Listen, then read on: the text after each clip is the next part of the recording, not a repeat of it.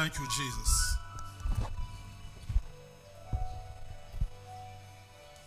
Romains chapitre 1. Je veux que toute personne qui a sa Bible la prenne.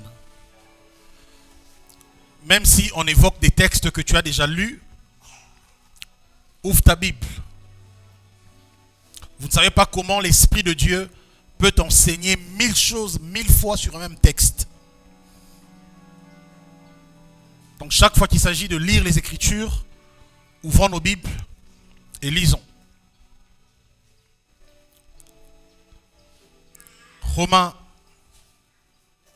chapitre 1. Nous allons par la grâce du Seigneur aujourd'hui clôturer avec ce thème. L'évangile, la puissance et la droite de Yahweh. Romains 1, le verset 1er. Romains 1 à partir du verset 1er. Paul, serviteur de Jésus-Christ, appelé à être apôtre, mis à part pour annoncer l'évangile de Dieu, qui avait été promis auparavant de la part de Dieu par ses prophètes dans les saintes écritures, et qui concerne son fils, né de la postérité de David, selon la chair, et déclaré fils de Dieu avec puissance, selon l'esprit de sainteté, par sa résurrection d'entre les morts, Jésus-Christ notre Seigneur, par qui nous avons reçu la grâce et l'apostolat pour emmener en son nom à l'obéissance de la foi tous les païens. On va prendre le verset 16. D'accord. Car je n'ai point honte de l'évangile. C'est la puissance de Dieu pour le salut de quiconque croit, du juif premièrement, puis du grec. Parce qu'en lui, en l'évangile, est révélée la justice de Dieu par la foi et pour la foi, selon qu'il est écrit, le juste vivra par la foi. Nous allons parler très rapidement du mystère de la droite de Dieu. Mon frère Jérémie, tu restes avec moi parce qu'on va prier à tout moment. Jesus. Enseigne-nous, Saint-Esprit. Je ne sais pas parler, je ne connais rien, sauf lorsque toi tu me remplis. Alors Saint-Esprit, viens remplir, viens nous conduire, viens nous aider. Au nom de Yahushua. Lorsque les apôtres rencontraient des hommes comme Simon le magicien, ce n'était pas des discours. J'aimerais qu'on revienne à cet évangile-là.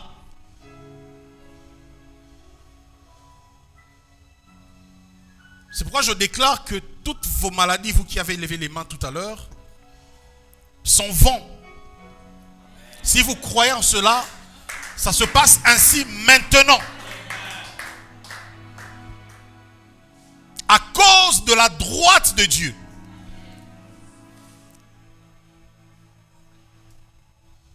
L'apôtre Paul dit, je n'ai point honte de l'évangile. Pourquoi? Parce qu'elle est la puissance de Dieu. Dieu a créé le monde. Il a créé les anges. Il a créé les hommes.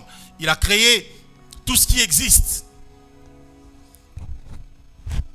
Dans les temps anciens, le Seigneur a manifesté sa puissance à travers plusieurs œuvres.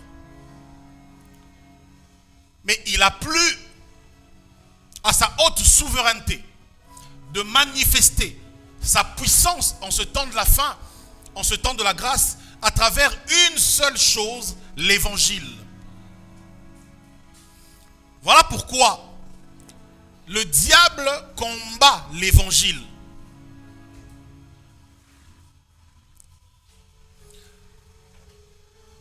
Il n'y a pas quelque chose que le diable combat comme l'évangile. Lorsque Satan veut détruire ta vie, rassure-toi, ce n'est pas nécessairement ton travail, ton argent, ton mariage qui touche.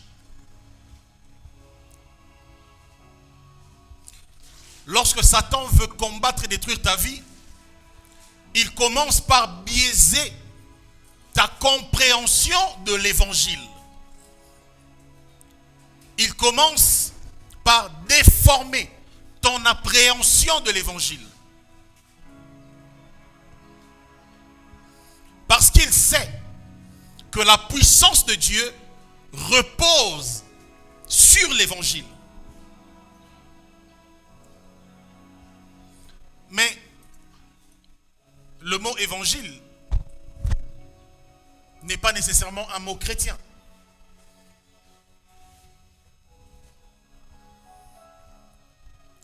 C'est un mot qui signifie quoi? Bonne nouvelle. Donc,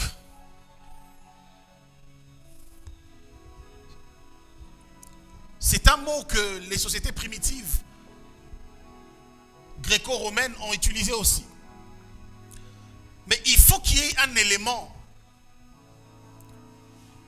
qui rend ce mot, ce concept particulier, qui le rende spécial, exclusif et unique. Cet élément, c'est celui qui est l'objet de l'évangile.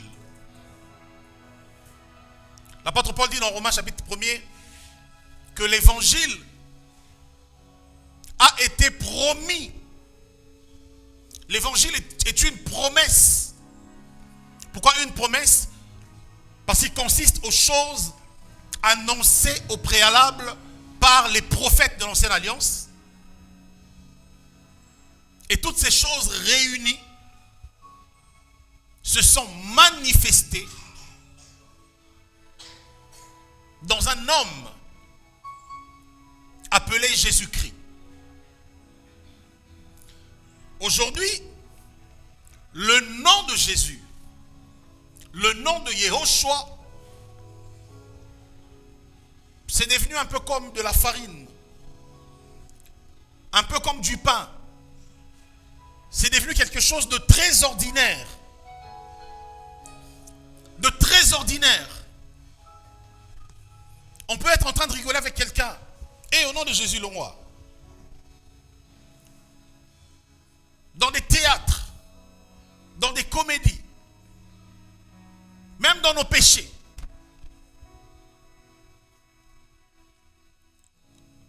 Mais, Jesus. Au 1er siècle,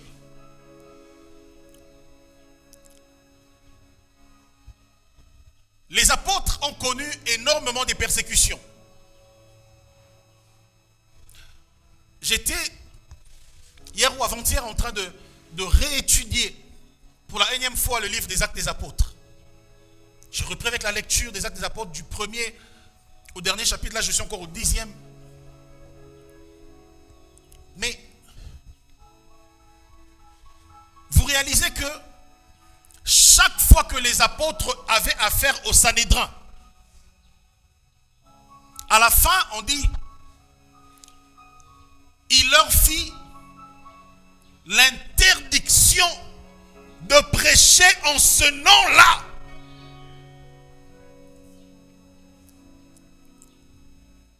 Le problème des apôtres et les pharisiens et les scribes et la religion et l'occultisme, ce n'est pas d'abord le fait qu'ils passaient du temps à attaquer les scribes et les pharisiens. Ce n'est pas d'abord ça. Le seul problème,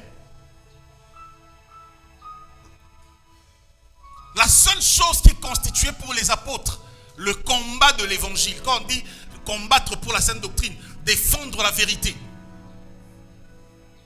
c'était la focalisation sur le témoignage de la mort et de la résurrection de Yahushua.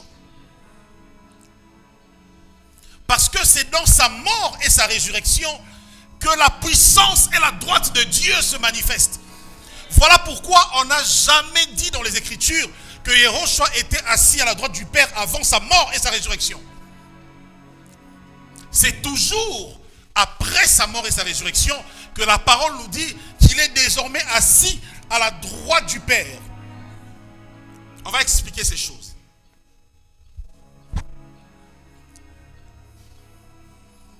Et donc, désormais, lorsque ce nom était témoigné sur la terre, à travers l'évangile, c'était donc la puissance de Dieu qui était proclamée. Voilà pourquoi le Seigneur ne pouvait qu'accompagner la parole de leur témoignage par des miracles, des signes et des prodiges. Parce que l'évangile, c'est la puissance de Dieu. Tout ce qu'on peut comprendre par la puissance de Dieu est attaché à l'évangile. Voilà pourquoi pour affaiblir l'église, Satan a touché à une chose, l'évangile. Il a corrompu la qualité de l'évangile.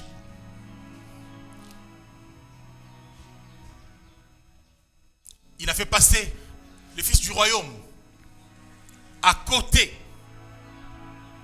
du vrai évangile. Alors malheur à vous, toutes les fois que vous passez du temps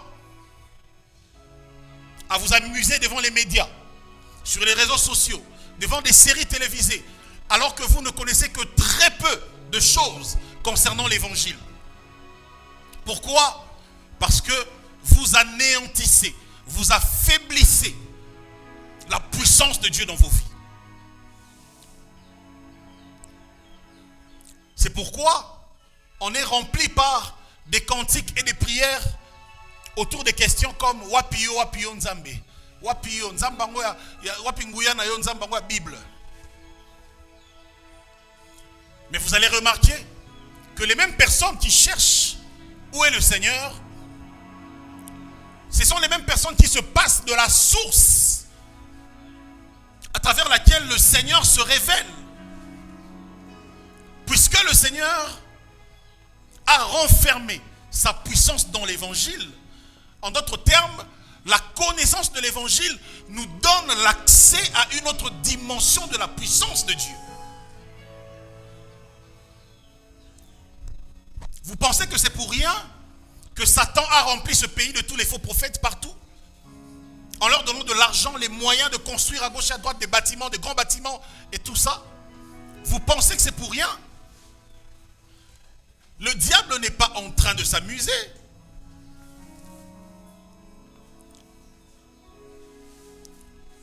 Certains chrétiens se sentent comme punis lorsqu'on leur dit lisez les Écritures, connaissez l'évangile, allez dans des formations bibliques où on parle de l'évangile, apprenez sur l'évangile. Certains pensent qu'on veut faire d'eux des prosélytes. Certains pensent qu'on veut faire d'eux des suiveurs. Alors qu'on est en train de mettre l'arme fatale entre leurs mains. Dans Éphésiens chapitre 6, vous voulez les combats spirituels et tout ça. Mais celui qui veut le combat doit connaître les armes pour le combat.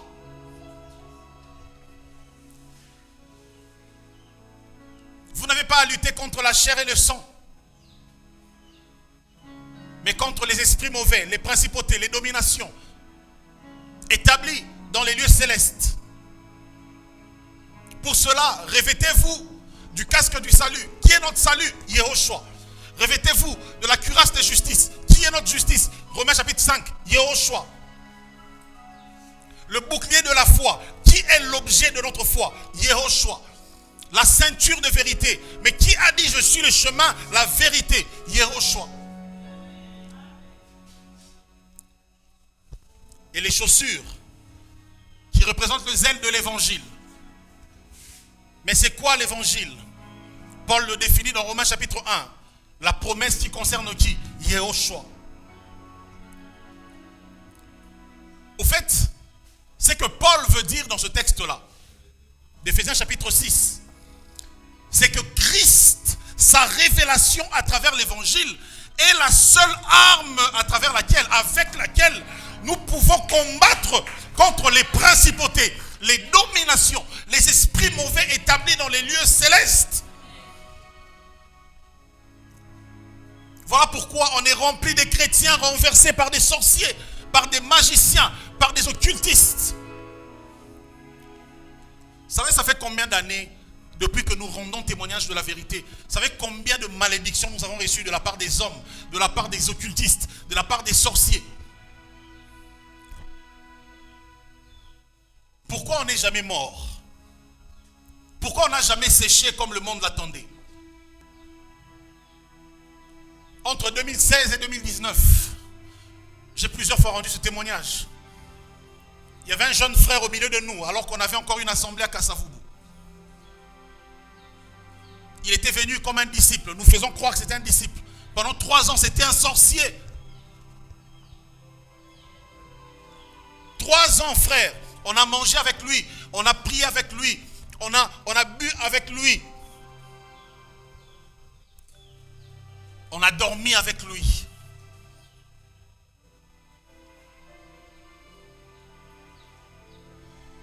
En 2018-19, je suis allé habiter vers Kinkole et je lui ai même ouvert les portes de ma maison.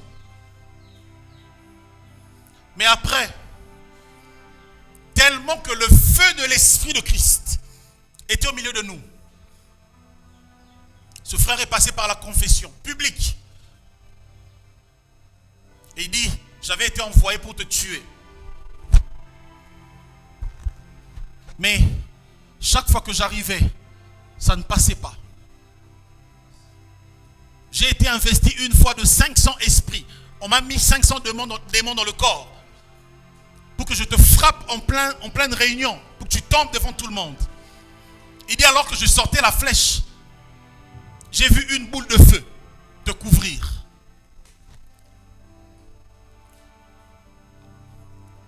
Une autre fois alors qu'il sortait la flèche, le Saint-Esprit me dit, sans que je ne sache qu'il était sorcier, va le toucher. Pendant que j'allais pour le toucher, il est tombé au sol pendant une trentaine de minutes. Et à sa confession, il dit, quand j'étais tombé au sol, quand tu m'as touché juste au moment où j'avais reçu l'ordre de te frapper.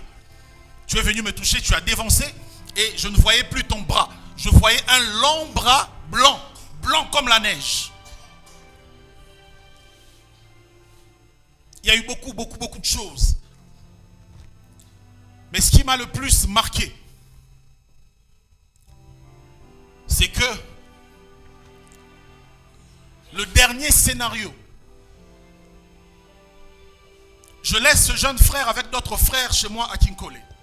Parce qu'à l'époque, j'habitais Kinkole. Je descends quelques jours à Kasavubu voir mes parents. Et pendant ce temps, ce jeune frère entre dans ma chambre. Il passe nuit sur mon lit, dans ma chambre, pendant 3 jours. Et là, tous ces esprits qui étaient dans son corps avaient besoin d'un point de contact. Et donc il fallait que son corps s'étale sur mon lit pour qu'il libère maintenant les esprits dans ma chambre. Alors à l'entrée de ma chambre, il a laissé le plus grand de tous ces esprits, qui était même son maître, un géant. Je vous dis des choses qu'il a confessées publiquement. Qui était là? Jafet, tu étais là à l'époque. Bertrand était là. Alves, tu étais là. Jackie, tu étais là. Un géant. Et ce jour-là, je retourne à Kinkole. Je descends de ma voiture. J'entre dans la maison. Je sens C'est pour ça que nous devons être des hommes spirituels. Je sens un être me traverser rapidement comme du vent. J'étais rempli d'autorité de feu. J'appelle Vicky, un autre jeune frère qui habitait avec moi. Je lui pose directement la question. Je dis, qui est entré dans ma chambre? Alors il ne comprenait pas comment je sais que quelqu'un est entré dans ma chambre. Et alors là, le jeune frère qui était sorcier était devenu pressé pour rentrer à la maison. Alors qu'il disait venir chez moi pour passer plusieurs jours de prière.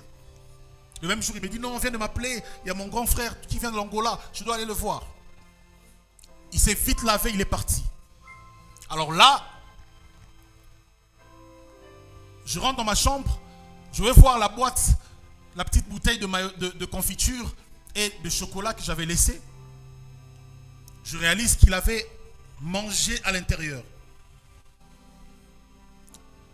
Et c'est pendant sa confession qu'il dit qu'on lui avait demandé de manger, de toucher à cela. Au fait, chaque fois qu'il touchait, c'était un point de contact. De sorte que si moi je venais en manger aussi, il m'aurait atteint. Mais je lui pose la question. C'est qui cet être qui m'avait traversé en courant? Il dit, c'est en ce moment-là justement que j'avais senti que j'étais en insécurité. Parce que ce géant-là, il rate jamais son coup. C'est le géant qu'on avait laissé à la porte de ta chambre. Il fallait que tu meures par ce qu'on appelle le kosikibota.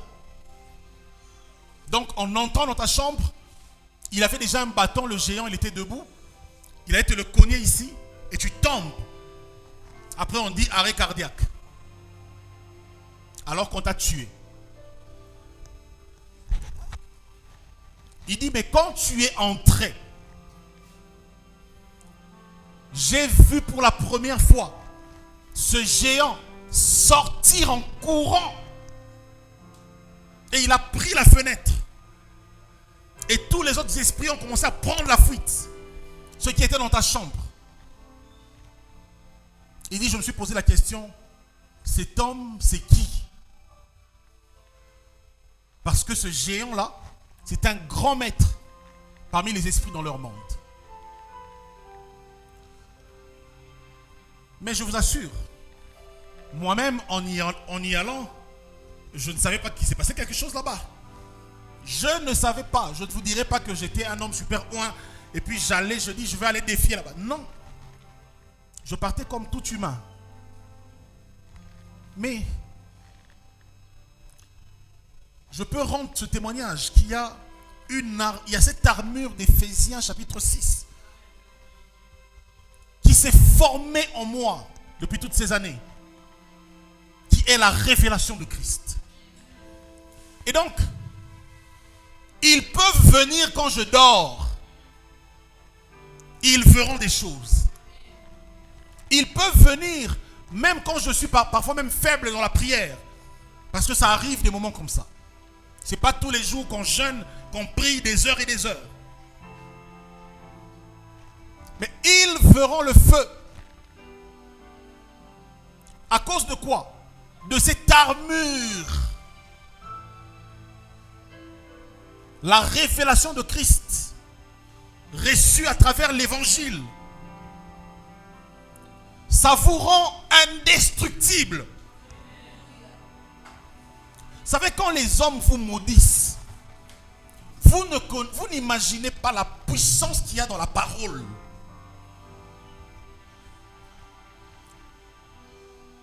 La Bible dit que jusqu'à ce jour, le sang d'Abel crie contre Caïn.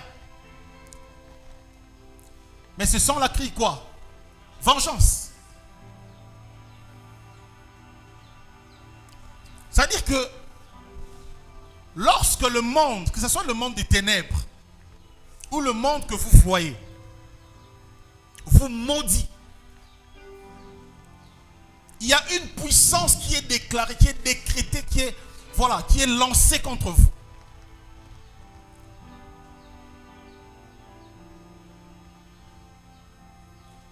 Et il faut Le revêtement de Christ. C'est pour ça que Paul dit, revêtez-vous de Christ. Le revêtement est une couverture. De sorte que tout ce qui est des ténèbres qui nous est lancé comme flèche a affaire non pas à nous mais à cette couverture-là, à cette armure. Oh là là. William Branham a dit, un homme que j'aime beaucoup, dans l'un de ses enseignements, il dit,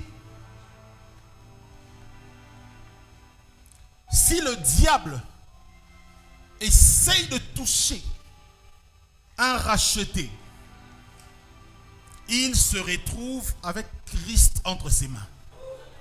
Waouh! Pourquoi? Parce que sa droite nous a pris de là où on était. Nous a annexé, greffé dans son corps. De sorte que chaque fois qu'il s'agit de nous, il ne s'agit plus de nous, il s'agit de lui en qui nous sommes.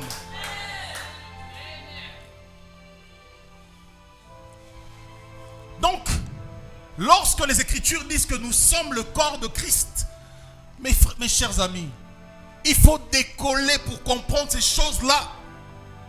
J'ai envie de dire dans leur dimension métaphysique. Ce n'est pas de la blague. Ce n'est pas des discours. Il faut aller dans la dimension des mystères pour comprendre ce que ça signifie lorsque la parole dit que nous sommes assis avec Christ dans les lieux célestes. Mais dans quelle position? À la droite du Père. Que signifie la droite de Dieu? Exode chapitre 15. Une première personne nous prend Exode 15, 6. On va aller très vite. Je sens mon esprit en feu ce soir.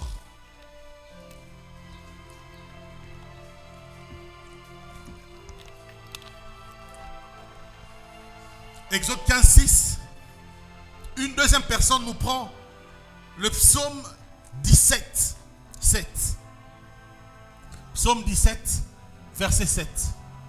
Est-ce que la personne qui a pris Exode chapitre 15 peut nous lire ça à haute voix?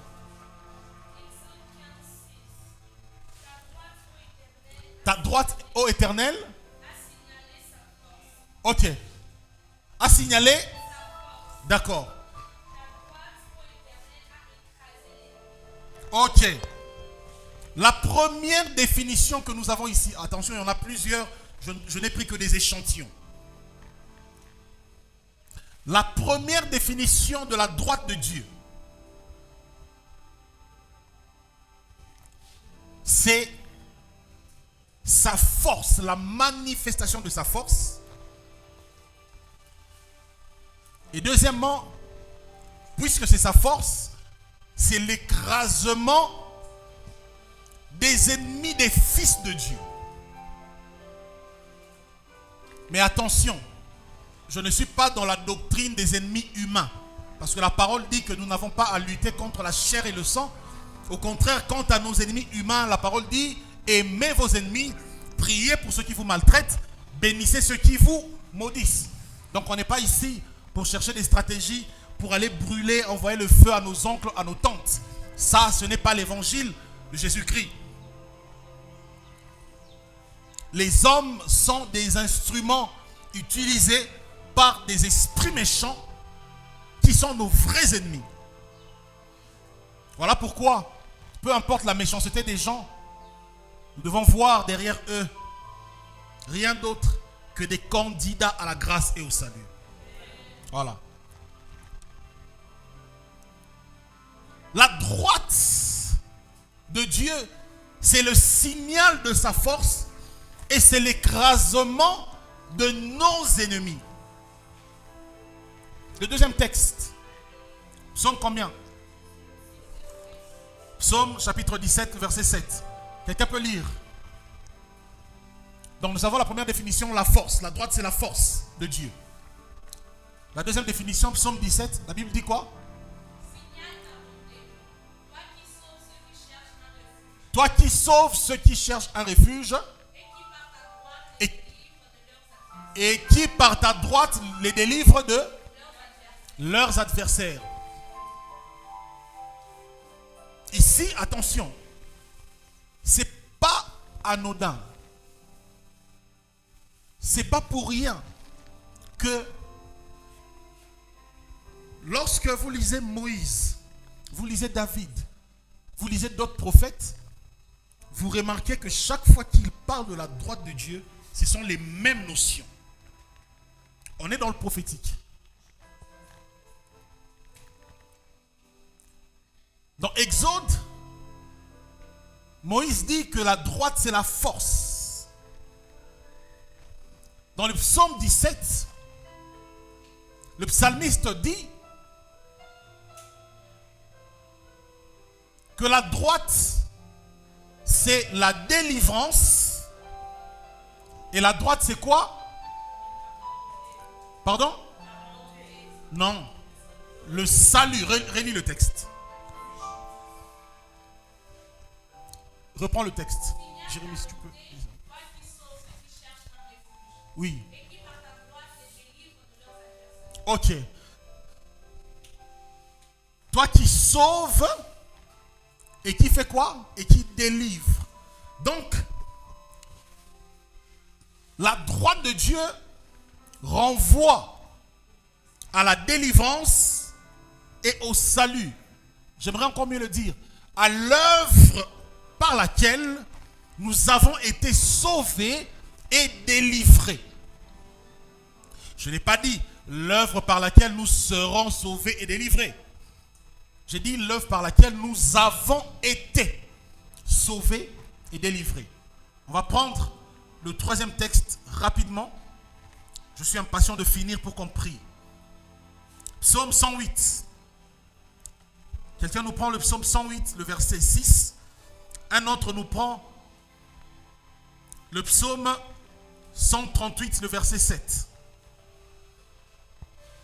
108, 6. 138, 7. Tu as trouvé, Grâce? Vas-y.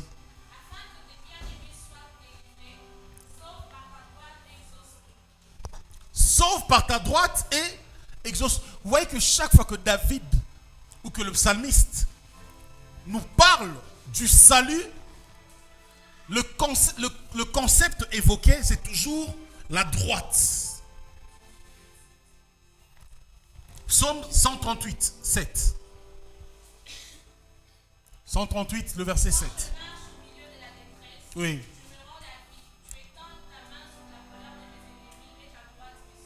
Ta droite me sauve. Ok. Psaume 48, pardon. Verset 10. Psaume 48, 10.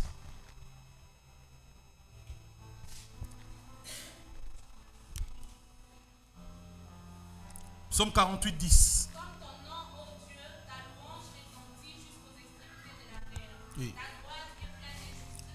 Ta droite est pleine Ta droite est pleine de justice. de justice. Attention, on n'a pas dit ta droite est pleine de jugement. Attention. Parce qu'il y a un sérieux problème quand on étudie les Écritures. Beaucoup confondent la notion de la justice de Dieu et la notion du jugement de Dieu. C'est deux choses différentes.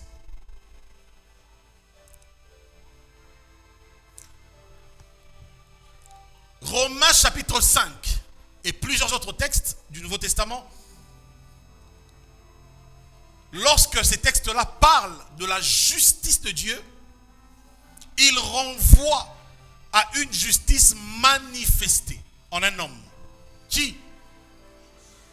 Christ. Le jugement de Dieu, c'est quand le Seigneur vient comme juge pour rendre à chacun selon ses œuvres. la doctrine de la rétribution. Là, dans le prophétique, ce n'est pas la justice de Dieu, mais c'est le jugement de Dieu. Parce que si vous allez dans la logique du jugement de Dieu, il donne aux méchants selon ses œuvres, il donne aux bons selon ses œuvres. Mais si vous allez dans la notion de la justice de Dieu, il donne aux méchants sa justice par imputation. Ça veut dire, le méchant qui croit à l'œuvre de la croix reçoit la justification. Donc, il ne reçoit pas selon ses œuvres. Est-ce que vous comprenez ces choses-là? C'est très important. Le jugement et la justice divine. Deux notions prophétiques différentes. Quand on parle de la justice de Dieu, on parle de l'œuvre à travers laquelle nous avons reçu la justification. Or, cette justification, nous la recevons alors que notre culpabilité a d'abord été établie. Pourquoi? Parce qu'il est écrit que personne n'est juste, même pas un seul. Il est encore écrit, car tous ont péché et sont privés de la gloire de Dieu. De sorte que la droite de Dieu devient la manifestation de sa justice, justice qui nous est attribuée par la foi.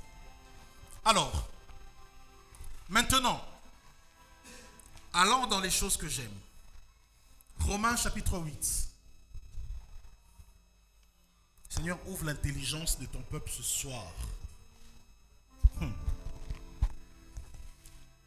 Ces choses sont les plus grands trésors de la vie.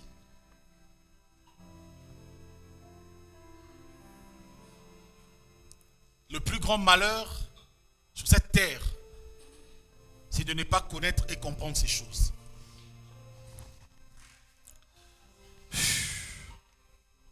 Romains 8, 33 à 34. On nous lit ça rapidement à haute voix. Tu as trouvé grâce? Vas-y. Qui accusera les élus de Dieu? Qui les condamnera?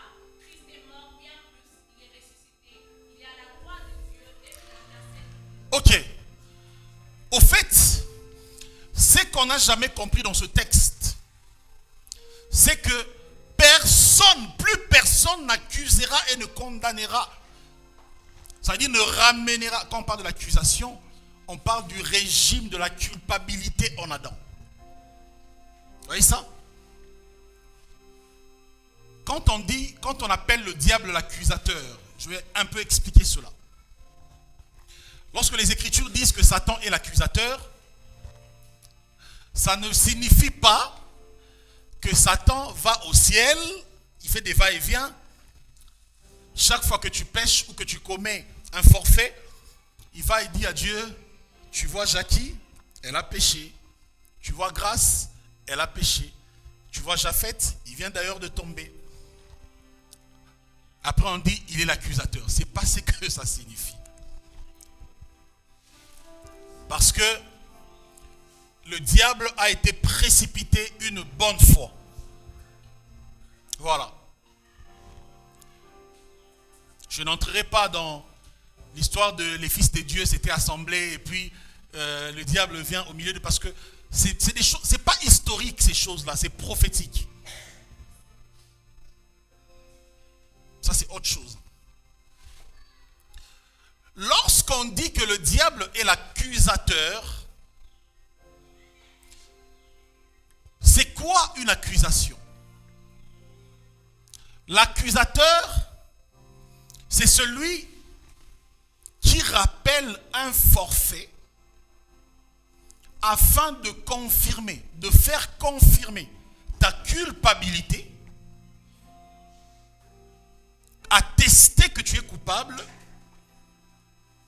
pour aboutir au châtiment mérité par ta culpabilité ou encore mérité par l'acte de ta culpabilité.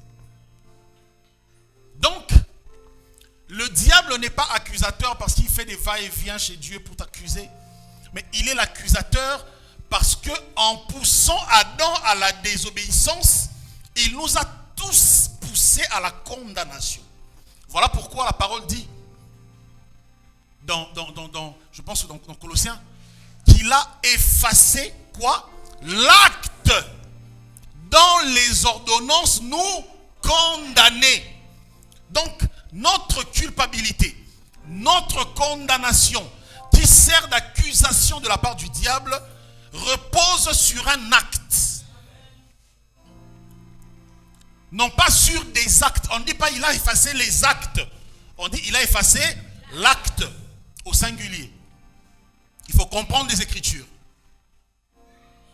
Voilà pourquoi, alors que l'humanité est remplie des péchés, alors que la loi de Moïse nous cite plusieurs péchés, mais lorsque Jean-Baptiste voit Yehoshua, il ne dit pas « Voici l'agneau qui ôte les péchés du monde, vos péchés du monde ».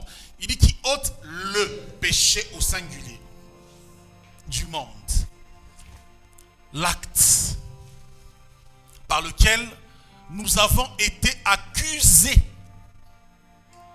devant Dieu par le diable en Adam. Pourquoi? Parce que Adam représente tout un système qu'on appelle humanité. Donc, si Adam était demeuré pur, nous serions purs en lui. C'est ce que ça veut dire.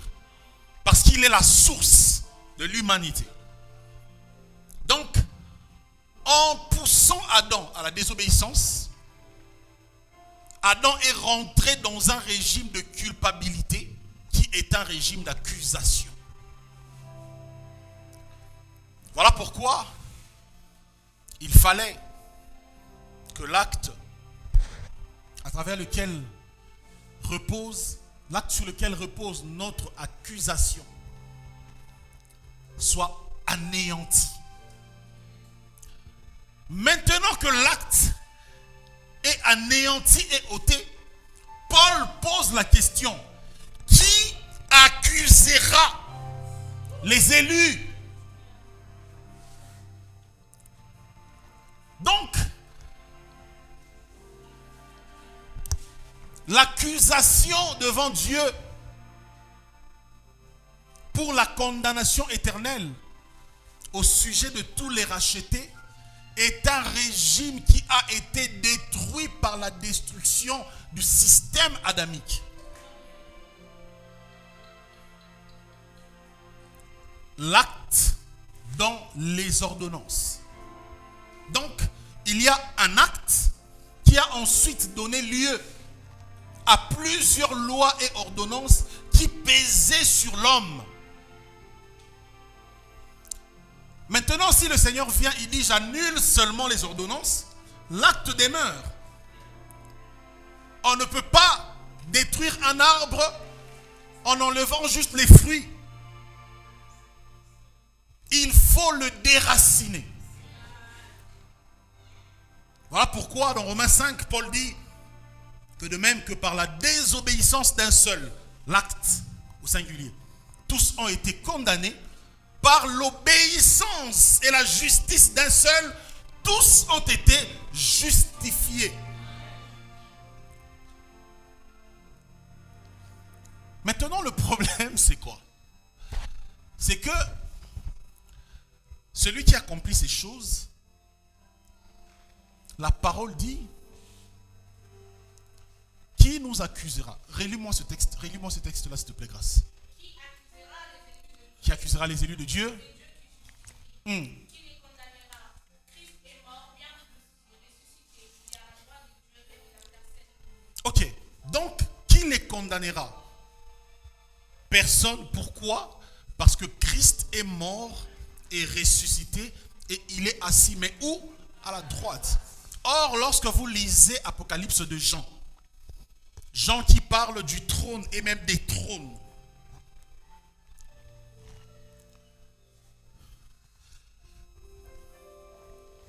Jean parle du jugement du trône blanc.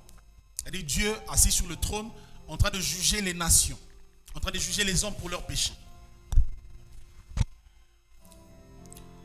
Je ne rentrerai pas dans l'Ancien Testament, dans toutes les prophéties qui révèlent Yahushua comme le juge des nations.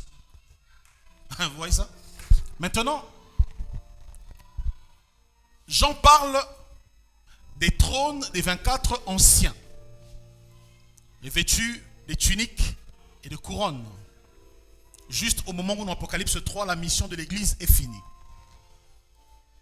Apocalypse 4, on voit des êtres revêtus de tenues sacerdotales et royales, la couronne et la tunique.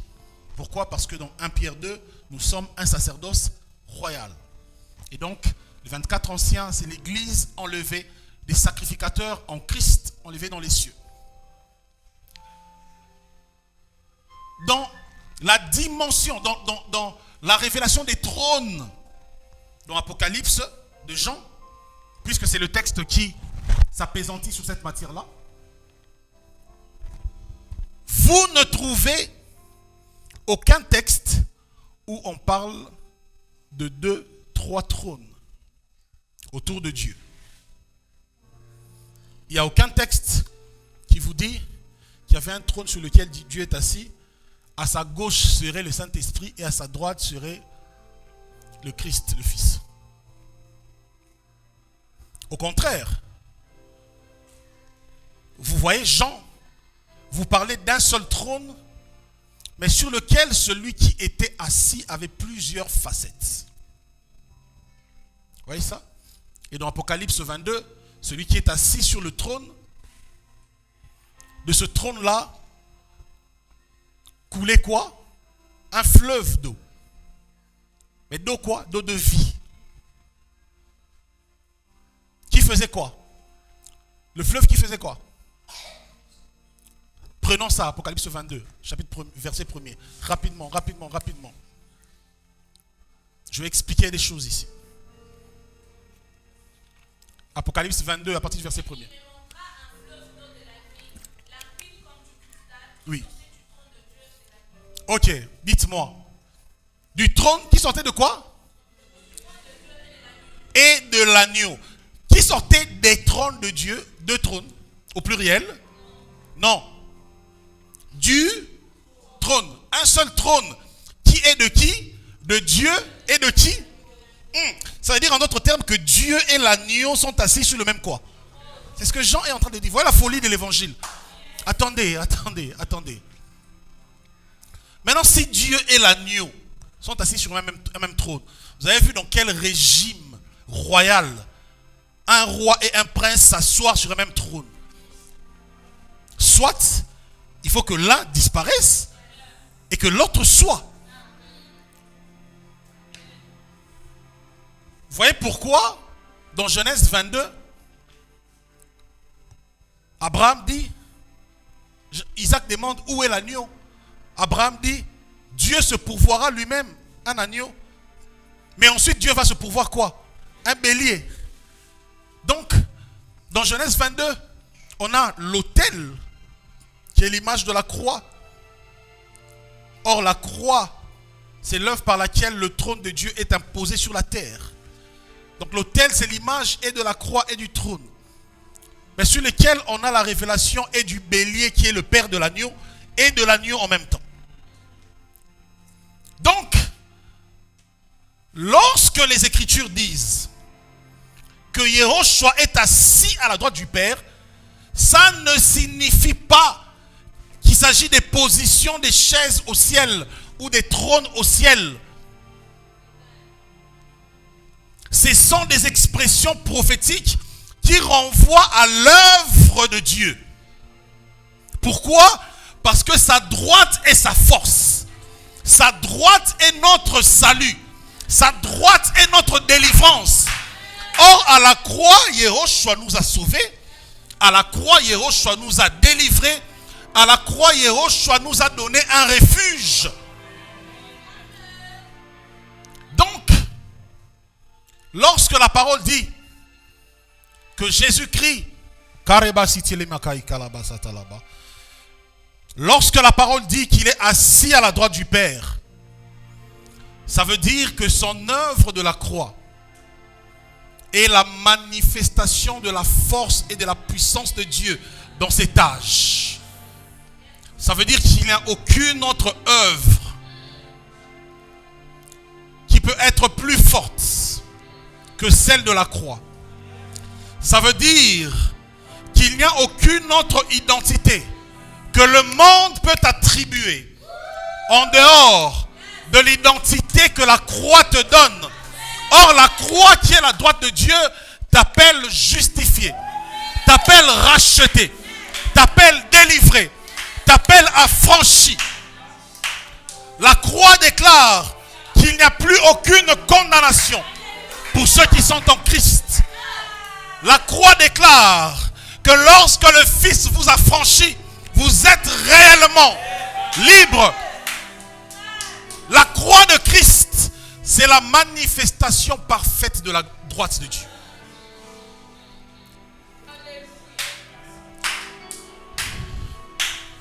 Yehoshua Hamashiach est la droite de Dieu manifestée. Il est la droite de Dieu incarnée.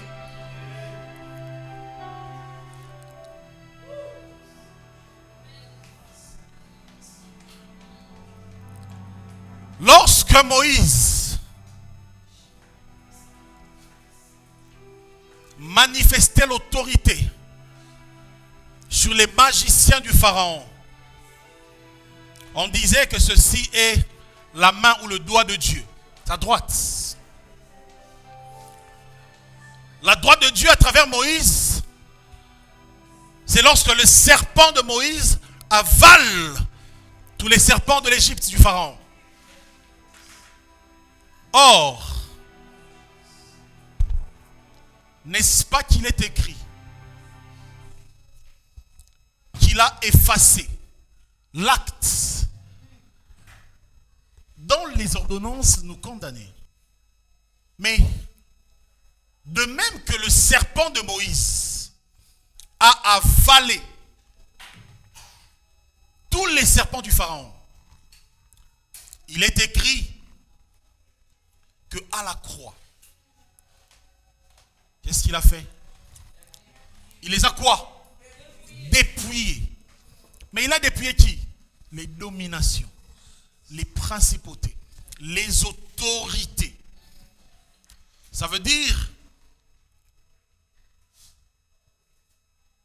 lorsque Moïse a un face-à-face avec le Pharaon,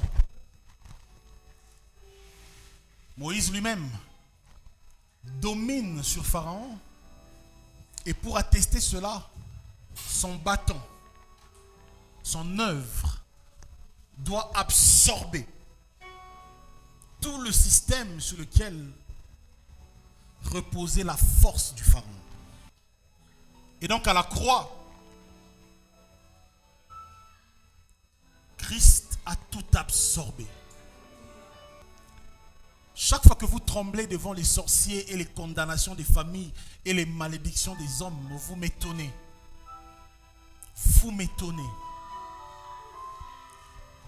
Qui accusera? Qui accusera? Qui? Il n'existe pas ni un ange, ni un homme, encore moins un sorcier. Pourquoi? Parce que après avoir tout accompli, après t'avoir attribué une identité nouvelle, au fait, celui qui t'a sauvé et qui t'a donné une identité nouvelle en lui va ensuite se révéler comme la droite de Dieu pour t'informer qu'il est la force divine, qu'il est l'autorité divine à travers laquelle l'identité que tu reçois en lui est un sceau. Il est la droite parce que ce qu'il arrête, personne ne peut l'annuler. Ce qu'il décrète, personne ne peut dire le contraire.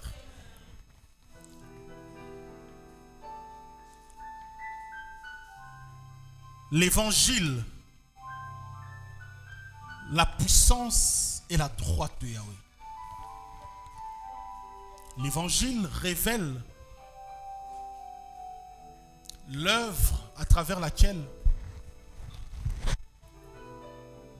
la puissance de Dieu et sa droite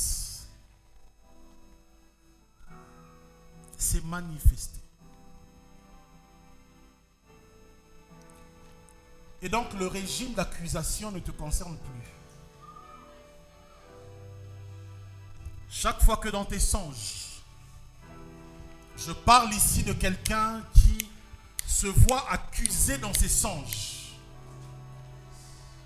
Je parle ici à quelqu'un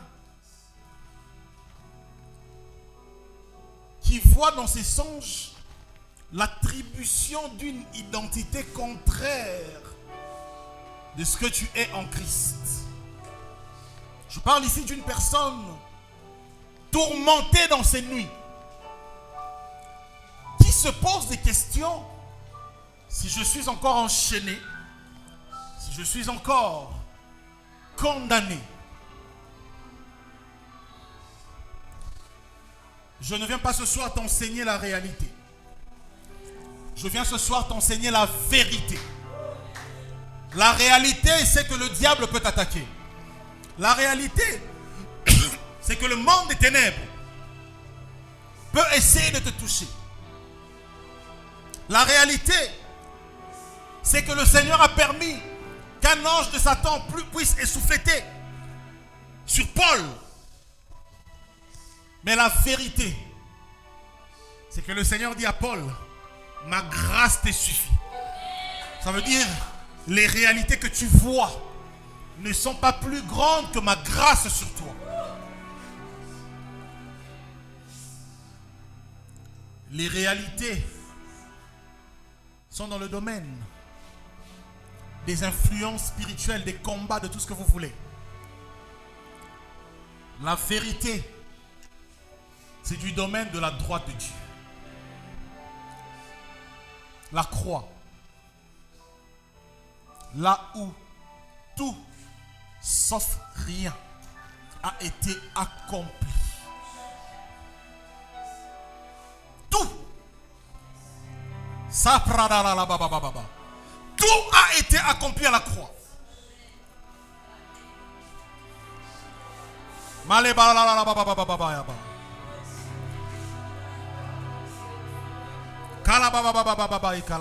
C'est bon. Tout est accompli.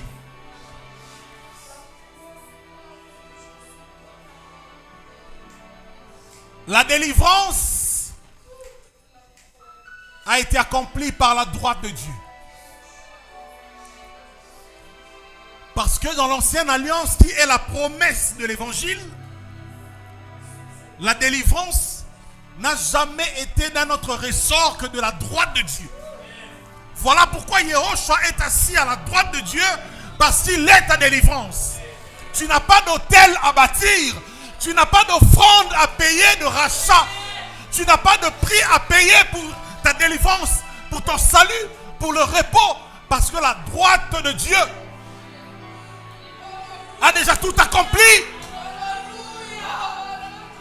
Si tu crois en cela, tout change ce soir. Si tu crois en cela, ça décolle ce soir.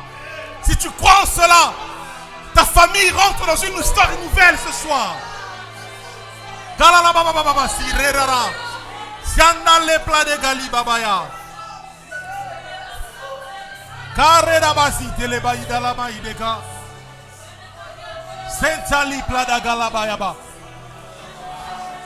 Croyez à l'évangile de Christ. Croyez à l'évangile de Christ. Croyez à l'évangile de Christ. Sortez des philosophies humaines. Croyez à l'évangile. Croyez à l'évangile.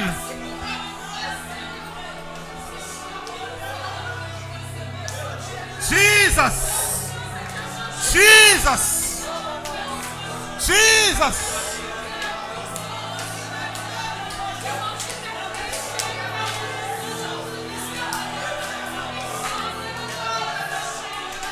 Que les théologies humaines disparaissent et laissent la place à l'évangile de Yehoshua. Salé la baï kalana la baï de lebe cédé la baya. Repale pla de la le il a la gaya baba. Le pale la galale il est le bega. Senda le badi la baï de ga. Saprate la baya baï de baya. Lipra de la kaya manene geide. Sande la blaga il le baï de ga. Senda la bladi de gaiba. Sendelelelele. C'est blada la la la la. Ratafladide. Sante la plaga et de la main maga. Elelelelele. La la la la la la la. Les plats de lelele ilele. Rada la la la la la la ilele. Ya la la la la la blada la la ilele. Les kalia bladaga.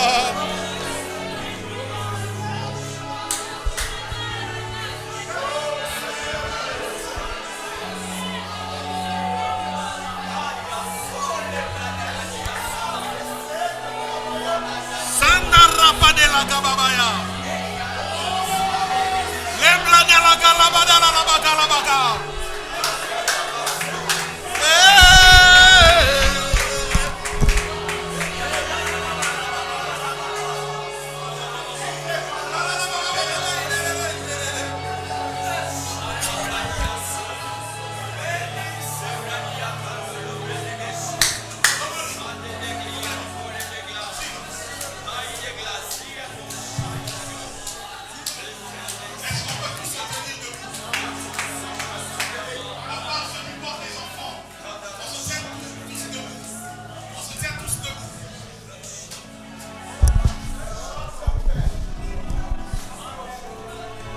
On se tient tous debout.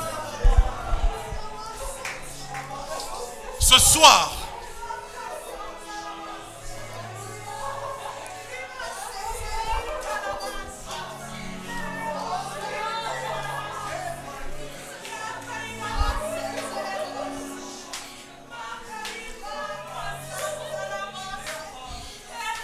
Jesus.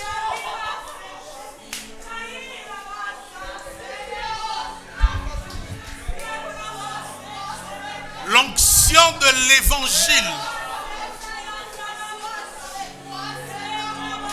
l'onction du message, le message qui brise les chaînes, le message d'affranchissement. Cette onction-là est en train d'être déversée ce soir sur quiconque est disponible. Sur quiconque est disponible. Sur quiconque est disponible. Sur quiconque est disponible.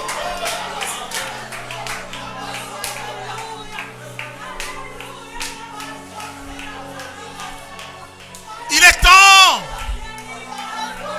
Il est temps. Il est temps.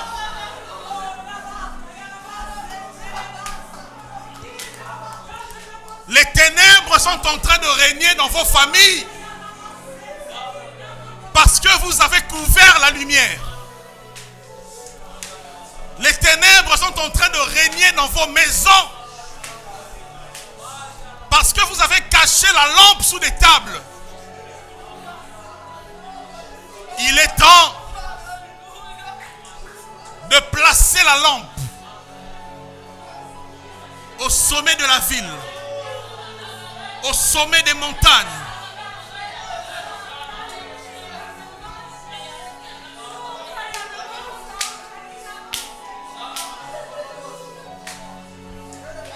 Yehoshashadai.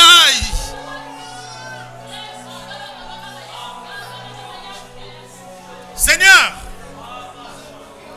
viens nous joindre ce soir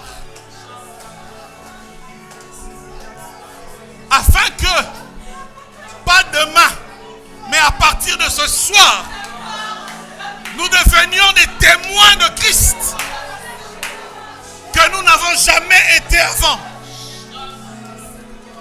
Que nous devenions ces témoins de Yehoshua Hamashiach que nous n'avons jamais été avant. Jesus.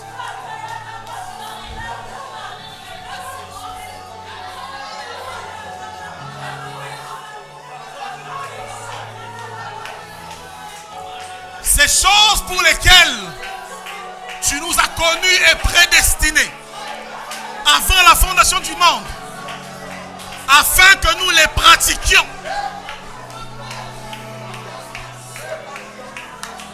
Nous voulons rentrer, Seigneur, dans l'exécution de ces choses.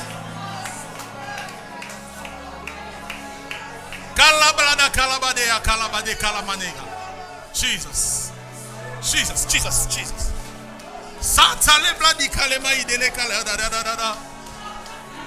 Jesus. Jesus. Jesus. Allez leur dire, allez dire au monde, allez dire au monde que Yehoshua a vaincu. Allez dire au monde que quiconque est en lui n'est plus sous le régime de culpabilité, n'est plus sous le régime d'accusation.